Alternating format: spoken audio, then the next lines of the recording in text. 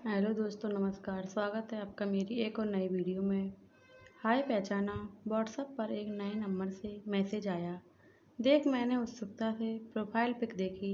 एक खूबसूरत सा चेहरा, हाथों से ढका सा, और साथ ही स्टेटस भी शानदार। ज़रूरी तो नहीं हर चाहत का मतलब इश्क हो। कभी कभी अनजान रिश्तों के लिए भी दिल बेचैन हो जाता है। मैंने तुरंत पूछा, हु आर यू? क्या मैं आपको जानता हूँ? जानते नहीं हो तो जान लीजिए। वैसे भी मैं आपकी ज़िंदगी में हलचल मचाने आई हूँ। यानी आप कहना क्या चाहती हैं कि आप मेरी ज़िंदगी में आ चुकी हैं? ऐसा कब हुआ? मैंने पूछा। अभी इसी पल, जब आपने मेरे बारे में पूछा। मैं समझ गया था युक्ति काफ़ी स्मार्ट है और तेज भी है।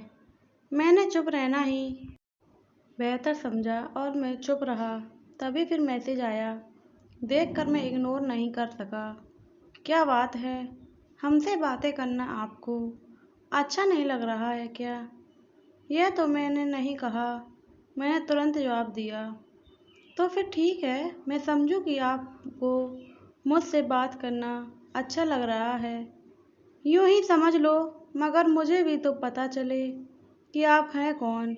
मैंने उस युवती से पूछा। इतनी भी क्या जल्दी है? आराम से बताऊंगी। युवती ने स्माइली भेजी और जवाब दिया। तो मेरा दिल हौले से धड़कने लगा। मैं सोच में डूब गया कि यह युवती अजनबी है या इससे पहले मैं इसे जानता हूँ या ये मुझको जानती है। कहीं कोई कॉलेज की पुरानी दोस्त तो नहीं है जो मज़े लेने के लिए मुझे मैसेज भेज रही है। मुश्किल है यह थी कि फोटो में चेहरा भी पूरा नजर नहीं आ रहा था।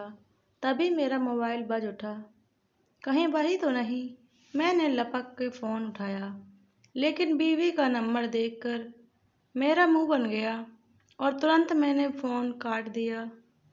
10 सेकंड भी नहीं गुजरे थे कि फिर से फ़ोन आ गया।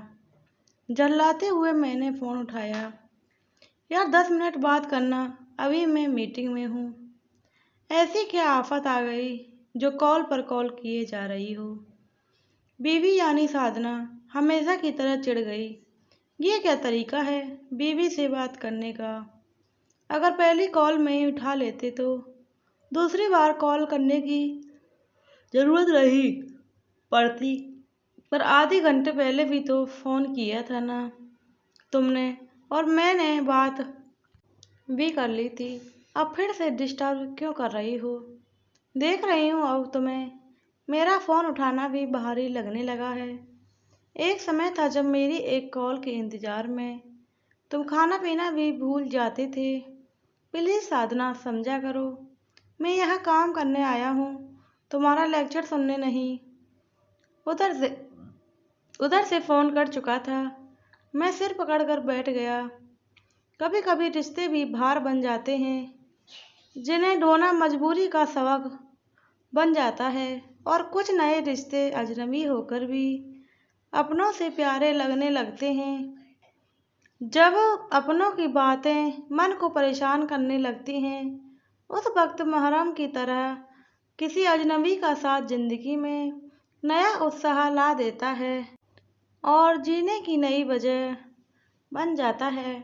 ऐसा नहीं है कि मैं अपनी बीवी से प्यार नहीं करता, मगर कई बार रिश्तों में ऐसे मोड़ आते हैं जब ज़रूरत से ज़्यादा दखल अंदाजी बुरी लगने लगती है। प्यार अच्छा है, मगर पजेसिवनेस नहीं। हद से ज़्यादा पजेसिवनेस बंधन लगने लगता है। तब रिश्ते भार बन जाते हैं और मन में खालीपन घर कर जाता है।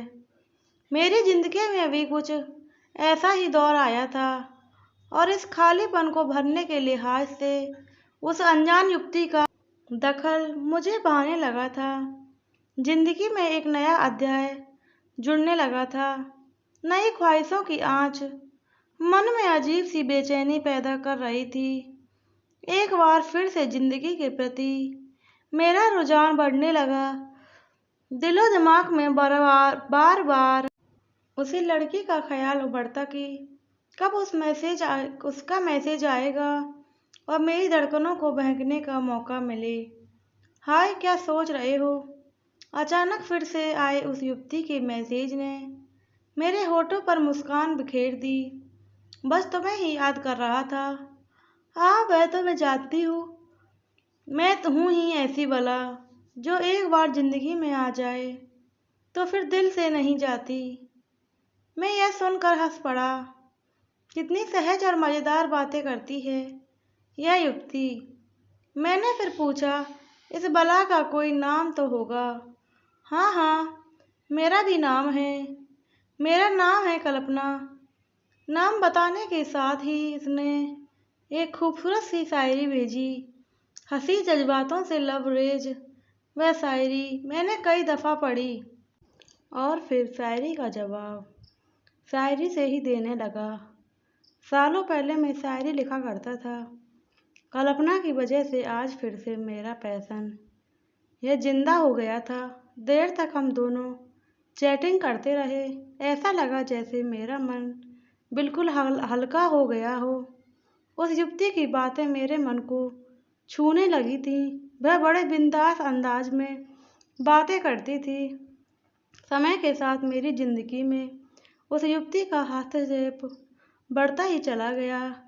रोज मेरी सुबह की शुरुआत उसके एक प्यारे से मैसेज से होती। कभी कभी वह बहुत अजीब से मैसेज भेजती। कभी कहती, आपने अपनी ज़िंदगी में मेरी क्या जगह सोची है? तो कभी कहती कि क्या हमारा चंद पलों का ही साथ रहेगा या फिर जन्मों का। एक बात जो मैं आसानी से महसूस कर सकता था वह यह कि मेरी बेबी साधना की खोजी निगाहें अब शायद मुझ पर ज़्यादा गहरी रहने लगी थीं। मेरे अंदर चल रही भावनात्मक उथल पुथल और समर रही अनकही दास्तान का जैसे उसे एहसास हो चला था। यहाँ तक कि यदा कदा यह मेरे मोबाइल भी चेक करने लगी थी। देर से आता तो सवाल करती। जाहिर है मेरे अंदर गुस्सा उबल पड़ता। एक दिन मैंने चिल्लाकर कहा, मैंने तो कभी तुम्हारे एक एक मिनट का हिसाब नहीं रखा कि कहाँ जाती हो, किससे मिलती हो। तो पता रखो ना, अतुल मैं यही चाहती हूँ। वह भड़क कर बोली थी, पर वह सिर्फ पजेसिवनेस है और कुछ नहीं। प्यार में पजेसिवनेस की ज़रूरी है अतुल। तभी तो पता चलता है कि कोई आपसे कितना प्यार करता है और बढ़ता हुआ नहीं देख सकता। यह तो सिर्फ बेवकूफ़ी है। मैं इसे सही नहीं मानता। साधना, देख लेना, यदि तुमने अपना रवैया यही नहीं बदला तो शायद एक दिन तुम मुझसे हाथ धो बैठोगी। मैंने कह तो दिया, मगर बाद में तुम्हें अफसोस हुआ। पूरे दिन साधना भी रोती रही और मैं लैपटॉप लेकर परेशान चुपचाप बैठा रहा। उस दिन के बाद मैंने कभी भी साधना से इस संदर्भ में कोई बात नहीं की। ना ही साधना ने मुझसे कुछ कहा, मगर उसकी शक करने और मुझ पर नज़र रखने की आदत बरकरार रही। उधर मेरी ज़िंदगी में नए प्यार की बगिया बखूबी खिलने लगी थी। कल्पना मैसेज व शायरी के साथ साथ अब रोमांटिक वीडियोज और चटपटे जोक्स भी शेयर करने लगी थी। कभी कभी मुझे कोफ्त होती कि मैंने इन्हें देखते वक्त इतना घबराया हुआ सा क्यों रहता हूँ। निश्चिंत होकर इनका आनंद क्यों नहीं उठा पाता। जाहिर है चोरी छिपे कर कुछ किया जाए तो मन में घबराहट तो होती ही है, और वही मेरे साथ भी होता था। आखिर कहीं ना कहीं मैं अपनी बीवी से धोखा ही तो कर रहा था। इस बात का अपराध बोध तो मुझे था। एक दिन कल्पना ने मुझे एक रोमांटिक सा वीडियो शेयर किया और तभी साधना भी बड़े गौर से मुझे देखती हुई गुजरी। मैं चुपके से अपना टैबलेट लेकर बाहर बालकनी में आ गया और वीडियो डाउनलोड तक इधर उधर देखने लगा कि कहीं मुझे कोई देख तो नहीं रहा। जब निश्चिंत हो गया कि साधना आसपास नहीं है तो वीडियो का आनंद लेने लगा। उस वक्त मुझे अंदर से एक अजीब सा रोमांटिक एहसास हुआ। उस अजनबी युवती को बाहों में भरने की तमन्ना भी हुई, मगर तुरंत स्वयं को संयमित करता हुआ अंदर आ गया। साधना की अनुभवी निगाहें मुझ पर टिकी थीं। निगाहें चुराता हुआ मैं लैपटॉप खोलकर बैठ गया। मुझे स्वयं पर आश्चर्य हो रहा था कि ऐसे कैसे हो गया। एक समय था जब संध्या मेरी जिंदगी थी और आज किसी और के आकर्षण ने मुझे इस कदर अपनी गिरफ्त में ले लिया था। उस समय के साथ कल्पना की हिमाकतें भी बढ़ने लगी थी। मैं भी बहता जा रहा था। एक अजीब सा जुनून था मेरी जिंदगी में। वैसे कभी कभी मुझे लगता जैसे यह बिल्कुल सही नहीं है। इधर साधना को धोखे देने का अपराध बोध तो दूसरी तरफ अनजान लड़की का बढ़ता आकर्षण। मैं ना चाहते हुए भी स्वयं को रोक नहीं पा रहा था। और फिर एक दिन उसके मैसेज ने मुझे और भी ज़्यादा बेचैन कर दिया। कल्पना ने लिखा था कि क्या आप हमारे रिश्ते के लिए ज़रूरी नहीं है कि हम दोनों को एक दूसरे को मिलकर करीब से एक दूसरे का एहसास करना चाहिए। ज़रूर तुम कहो जब। मैंने स्वीकृति तो दे दी, मगर मन में एक कसक सी उठी। मन का एक कोना एक अनजान से अपराध बोध से घिर गया। क्या मैं यह ठीक कर रहा हूँ? मैंने साधना की तरफ देखा। साधना सामने उदास सी बैठी थी, जैसे उसे मेरे मन में चल रही उथल पुथल का एहसास हो गया था। अचानक वह पास आकर बोली, माँ को देखे महीनों गुजर गए, जरा मेरा रिजर्वेशन करा देना। इस बार 1-2 महीने वहाँ रह कर आऊँगी।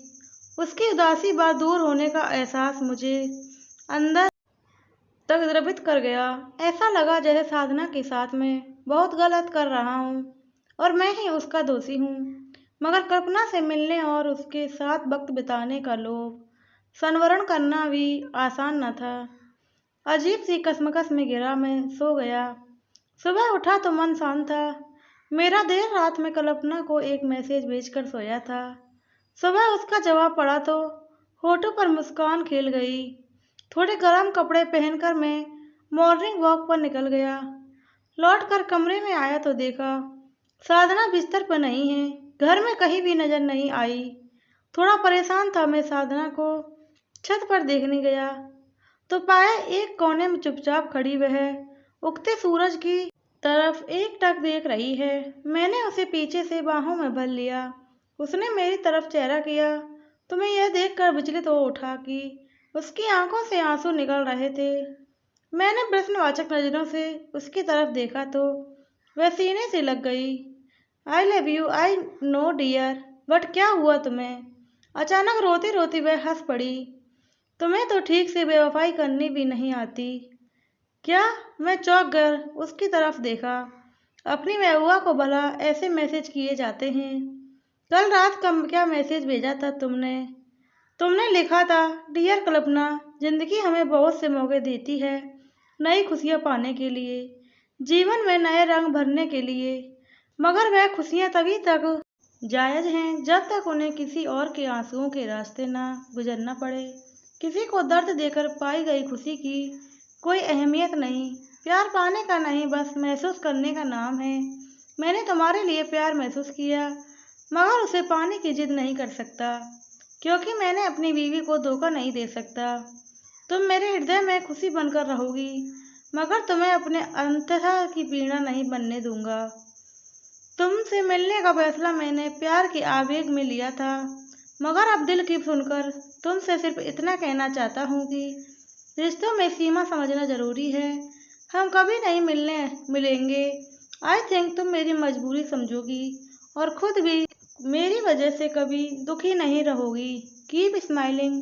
मैंने चौंकते हुए पूछा, पर यह सब तुम्हें कैसे पता? क्योंकि तुम्हारी कल्पना भी मैं हूँ और साधना भी।